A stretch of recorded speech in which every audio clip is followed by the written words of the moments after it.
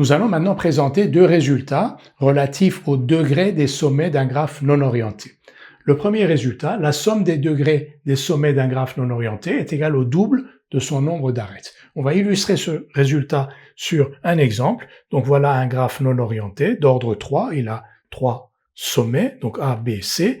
Ce que l'on appelle donc le degré de A, comme vous le savez, donc c'est le nombre d'arêtes qui ont A pour extrémité. Alors A, donc AB et AC. Degré de A est égal à 2 parce qu'il y a deux arêtes AB et AC dont A est une extrémité.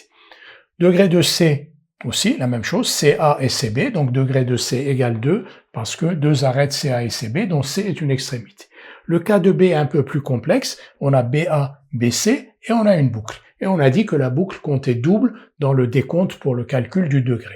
Donc on a deux arêtes BA et BC et une boucle qui compte double, donc le degré de B est égal à 4.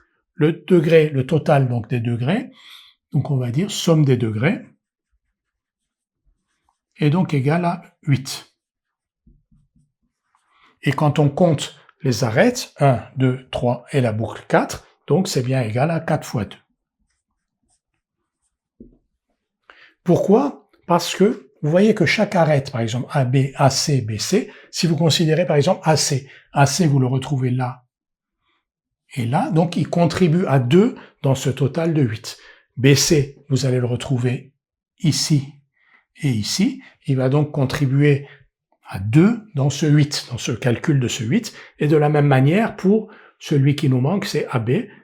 AB, on le retrouve ici et là, c'est-à-dire qu'il compte à chaque fois pour une de ses extrémités.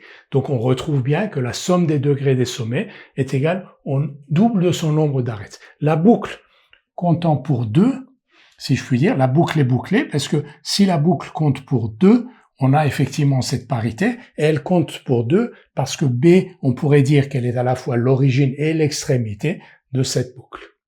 Le deuxième résultat est le suivant.